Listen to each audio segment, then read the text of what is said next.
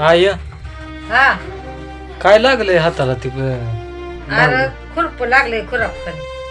तरी कांदा कशाला चिरते आणि इकडं मी चिरतो कालवणाला चिरतो ते इकडं चिरतो येतोय का चिरायला चिरते तसेच रक्त लय गेलं होय. हो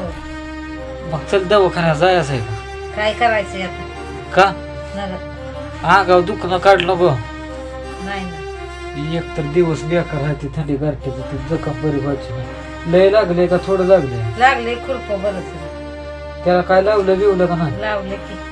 काय लावलं मिसरी लावली बेसरी लावते ती वेळ हळद बिळद लावायचं काय अवघडच आहे आता हळद हाय रे राम आता बेसरी लावल्यावर फरक पडतोय का काय अवघडच आहे